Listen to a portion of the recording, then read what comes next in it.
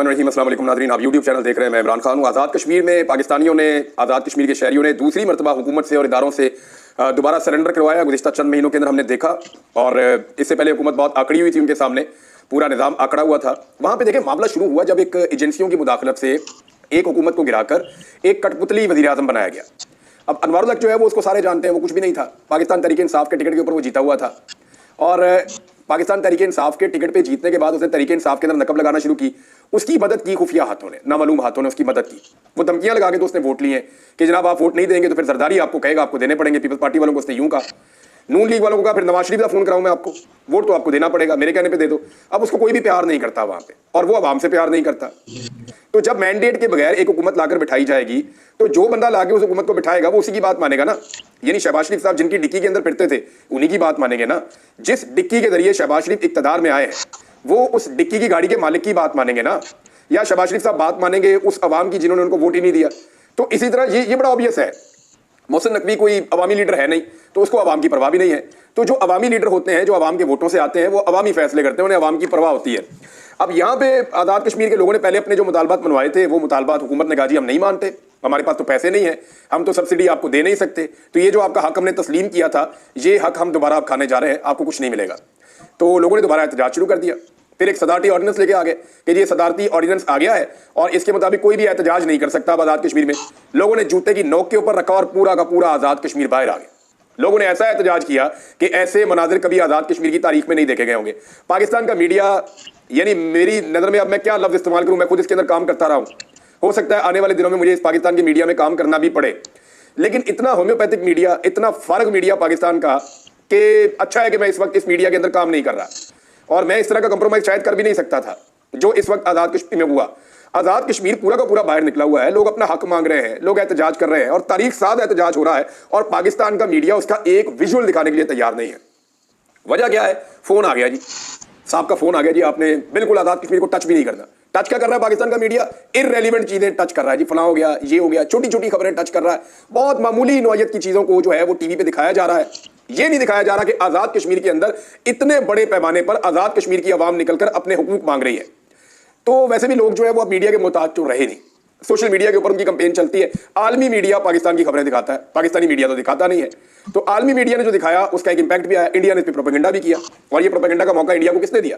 India को ये propaganda का मौका दिया पाकिस्तान के मीडिया ने। और जो हमारे पॉलिसी साथ है ना, इनकी अकल पे मातम करने को दिल करता है। भाई जब आप नहीं दिखाएंगे तो लोग इंडियन मीडिया देखेंगे या फॉरेन मीडिया देखेंगे, तो वो मीडिया अपने तरीके से इसको रिपोर्ट करेगा। लिहाजा उन्होंने अपने तरीके से रिपोर्ट किया है, और पूरी दुनिया में जिल्लत और रुसवाई उठाने के बाद, और जब पूरा आज़ाद कश्मीर सड़कों पे आ गया, जब बहुत तेजी से शदीद सर्दी के अंदर वो गाड़ियां लेकर एंट्री पॉइंट्स की तरफ बढ़ रहे थे, तो वहां पे जनाब पूरी हुकूमत ने और एस्टेब्लिशमेंट ने घुटने टेक दिए। जिन्होंने यहां पे रिजीम चेंज किया, जिन्होंने यहां पे लोगों को गिरफ्तार किया, उन्होंने अवाम के सामने घुटने टेक दिए। और ये बड़ी अच्छी बात है, देखें इसके ऊपर कोई ताना नहीं देना चाहिए। मामला यह है कि अपनी अवाम के सामने हथियार फेंक देना, घुटने टेक देना, यह बहुत बेहतर है कि आप किसी और की फौज के सामने हथियार या घुटने टेक दें।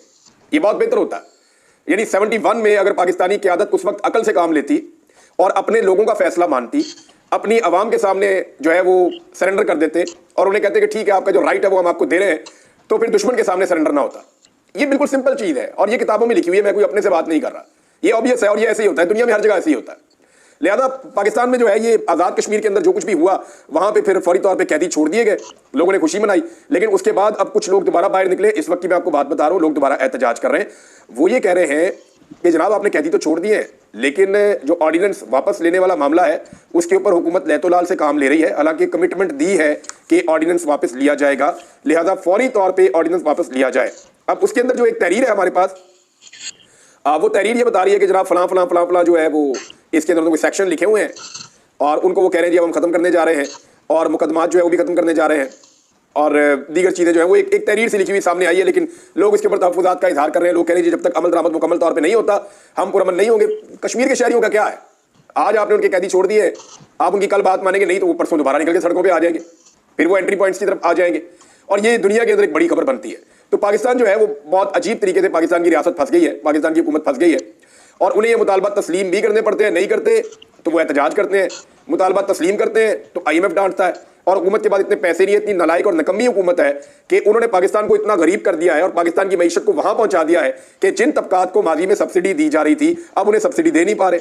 दूसरी एक और बड़ी चीज है नाज़रीन, वो ये है कि साने 26 नवंबर के हवाले से हुकूमत बहुत ज्यादा हसास होती चली जा रही है। एस्टेब्लिशमेंट और हुकूमत का खौफ बहुत ज्यादा बढ़ रहा है, क्योंकि 12 लाशें पाकिस्तान तहरीक इंसाफ के पास है और जो लाशें गायब है उनके बारे में अभी तक कुछ पता ही नहीं है। मैं लाशें गायब है क्यों कह रहा हूं, इसलिए कह रहा हूं कि लोग लापता है। जब लोग लापता है तो हमें तो नहीं पता कि वो जिंदा है या शहीद हो गए।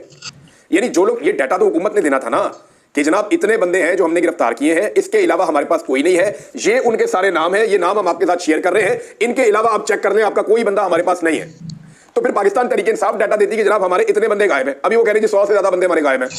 अब वो जो बंदे 100 से ज्यादा गायब हैं, जो जेलों में भी नहीं पता चल रहा कहां पे, थानों में भी नहीं पता चल रहा कहां पे, ना वो अपने घरों को पहुंचे हैं, तो वो बंदे गए कहां पे? अब उसके बारे में दो राय है, या तो उनको लापता कर दिया गया है, अगवा कर दिया गया जबरी तौर पे, या फिर वो शहीद हो गए, उनकी लाशें गायब कर दी गई हैं। अब इन चीजों को लेकर जब सहाफी सवालात उठा रहे हैं तो क्या गलत कर रहे हैं?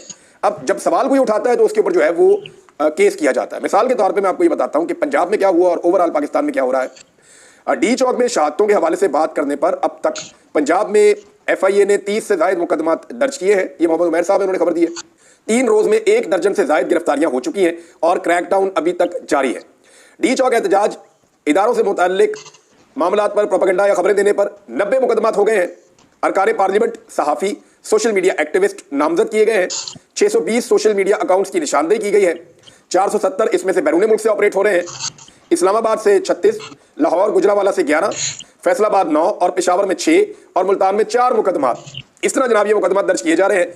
ये एक खौफ की फिजा बन गई है, यानी अवाम को डराने की कोशिश की जा रही है। जितनी मेहनत की गई थी ना 9 मई के मामले को उठाने के लिए, उससे ज्यादा मेहनत की जा रही है 26 नवंबर के मामले को दबाने के लिए। लेकिन मैंने एक शेर आपको पहले दिन सुनाया था, वो मैं आपको अब फिर सुना देता हूं, और ये हकीकत है, इससे कोई कभी नहीं भाग सकेगा कि कातिल ने किस सफाई से धोई है आस्तीन, कातिल ने किस सफाई से धोई है आस्तीन, उसको खबर नहीं कि लहू बोलता भी है। तो जनाब ये खून कहीं ना कहीं से नजर आ जाएगा। जिसके ऊपर एक कत्ल आ जाए ना, वो फिर बचता नहीं होता। 302 बड़ी खौफनाक चीज है। कोई किसी भी ओहदे पे बैठा हो, कहीं पे भी बैठा हो, ये चीज पीछा करती है। शाहिद खाकान अब्बासी साहब हो, मुस्तफ़ा नवाज खोकर साहब हो, जमात इस्लामी के लोग हों, फजल रहमान साहब की पार्टी के लोग हों, तहरीक लब्बैक के लोग हों, अंदरून सिंध की पार्टियों के लोग हों, बलूचिस्तान की पार्टियों के लोग हों, आज़ाद कश्मीर के लोग हों, गिलगित बल्तिस्तान के लोग हों, पूरे पाकिस्तान के लोग ये बार बार कह रहे हैं, और सब लोग ये खुलकर कह रहे हैं कि डी चौक में गोली चली है, रियल बुलेट्स चली है, और ये गोलियां निहत्ते मुजाहिरीन ने नहीं चलाई, ये रियासत की जानिब से चली। शाहिद खाकान अब्बासी ने कहा हुकूमत इसके ऊपर माफी मांगे। ये उनका बड़ा स्ट्रेट फॉरवर्ड स्टेटमेंट है। उन्होंने कहा हुकूमत को PTI मुजाहिरीन पर गोली चलाने के जुर्म में माफी मांगनी चाहिए। मुल्क के लिए सबको एक साथ बैठना पड़ेगा। हुकूमत पाकिस्तान को तहरीक इंसाफ के मुजाहिरीन पर गोली चलाने के मुबैना जुर्म पर माफी मांगनी चाहिए। कमीशन बनाकर मामले की तहकीकात करके हकायक अवाम के सामने लाए जाएं। मिफ्ता इस्माइल भी थे, शाहिद खाकान अब्बासी भी थे।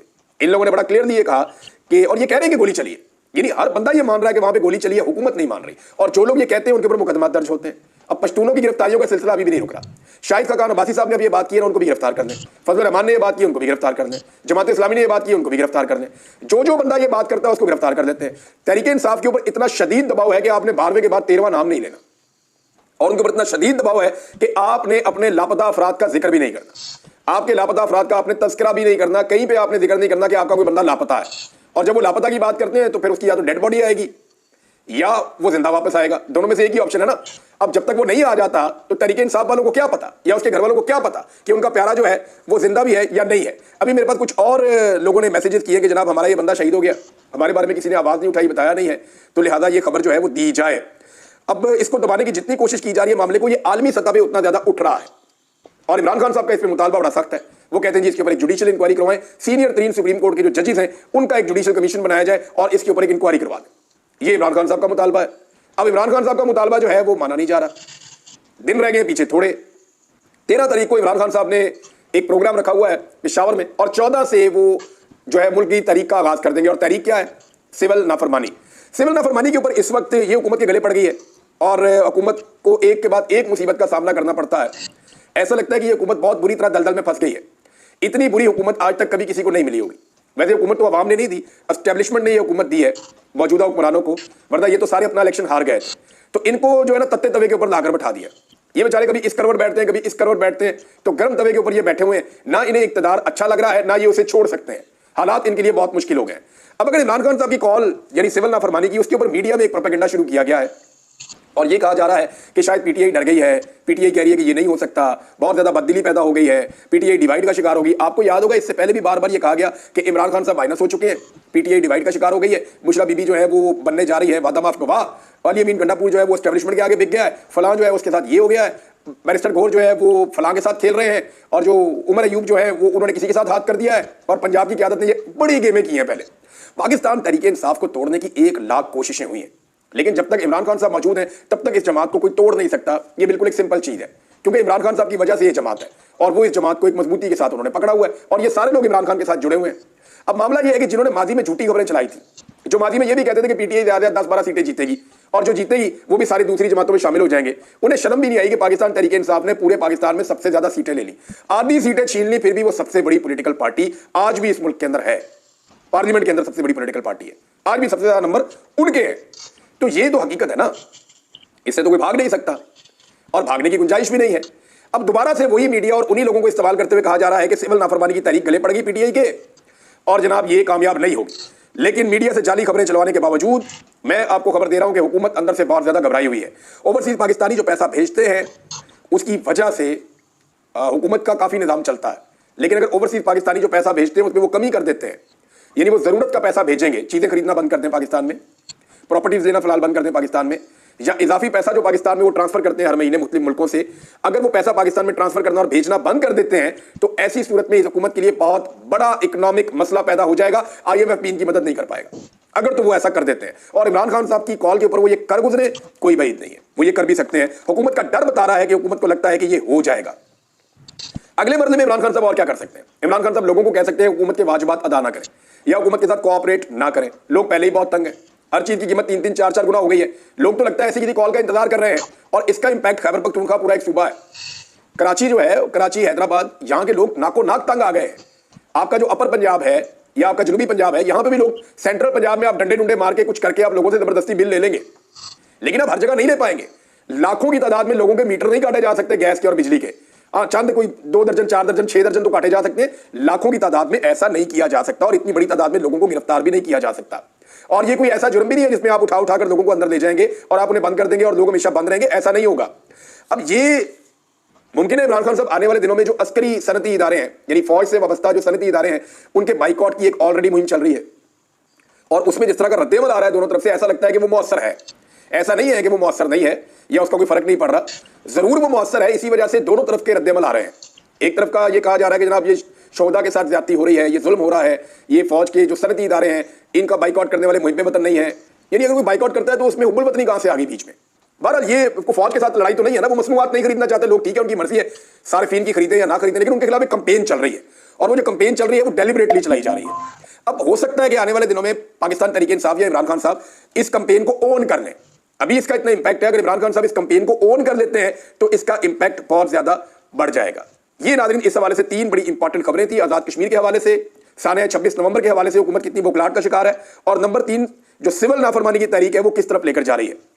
दूसरी बात यह है कि इमरान खान साहब के कुछ केसेस हैं पाकिस्तान तहरीक इंसाफ के, इमरान खान साहब के, वो सुप्रीम कोर्ट ऑफ पाकिस्तान के आईनी बेंच में लग गए। आईनी बेंच को हम सब जानते हैं, ये हुकूमत के चुने हुए जजेस हैं। हुकूमत ने इन जजेस को चुनकर अपनी मर्जी के जज अपना एक बेंच बना दिया हुकूमत ने। यानी पूरी दुनिया के अंदर कभी भी कोई हुकूमत बेंच नहीं बनाती, लेकिन यहां पे पहली मरतबा पार्लियामेंट और हुकूमत ने एक बेंच बनाया है, और अपनी मर्जी का एक बेंच बनाया कि हमारे केसेस ये बेंच सुनेगा। लिहाजा वो जो इंतखाबात में धांधली वाला मामला है वो भी उसी बेंच के सामने लग गया है। जो फौजी अदालतों में सिविलियंस के ट्रायल वाला मामला है वो भी उसी बेंच में लग गया है। 1-2 और बड़े इंपॉर्टेंट मामला हैं वो भी उसी बेंच में लग गए हैं। सवाल ये पैदा होता है कि पाकिस्तान तहरीक इंसाफ के वकला इस बेंच के सामने पेश होकर अपने बातचीत करेंगे, दलाइल देंगे, या वो इस बेंच को तस्लीम नहीं करेंगे, क्योंकि ये बेंच 26वीं मुतनाज़े आईनी तरमीम के नतीजे में वजूद में आया। तो जिस तरमीम को ही पाकिस्तान तहरीक इंसाफ नहीं मानती और जिसके खिलाफ वो कंपेन चला रहे हैं, जिस तरमीम के खिलाफ कंपेन चलाते हुए उन्होंने अपने लोग शहीद करवा दिए, बड़ी कुर्बानियां दी हैं, क्या उस तरमीम के नतीजे में बनने वाले बेंच में पाकिस्तान तहरीक इंसाफ अपने मुकदमा चलने देगी या उसके ऊपर अदम एतमाद का इजहार करेगी? ये बहुत इंपॉर्टेंट है। दूसरी जानिब जस्टिस मंसूर अली शाह साहब जो है वो एक के बाद एक कोई ना कोई हथौड़ा छोटा मोटा चला देते हैं। उनसे जब पूछा गया तो उन्होंने कहा भागने वाले नहीं है, सिस्टम के अंदर रहकर बेहतरी के लिए काम करेंगे। ये बड़ी जबरदस्त बात है। और मंसूर अली शाह साहब ने बच्चों के हवाले से बात करते हुए तकरीब के अंदर बार बार ये कहा कि आइन के अंदर एक आर्टिकल है उसका उन्होंने हवाला दिया बच्चों के हवाले से, और उन्होंने सामने बैठे हुए जज से कहा कि आप इसकी तशरीह कीजिए, क्योंकि मैं तो अब कर नहीं सकता और मजबूरी है कि मैं नहीं कर सकता, क्योंकि देखें अब तो आईनी अदालत ही तशरीह करेगी आइन के मामलात की। बाकी जजेस तो कर नहीं पाएंगे, चाहे बच्चों के हकूक हों, चाहे खवातीन के हकूक हों, चाहे तालीम का मामला हो, चाहे बुनियादी इंसानी हकूक हों, ये सारे मामला तो अब चले जाएंगे आईनी अदालत के अंदर। अरशद शरीफ शहीद का केस भी आईनी अदालत में लग गया। मुझे नहीं समझ आती वो फौजदारी मुकदमा है।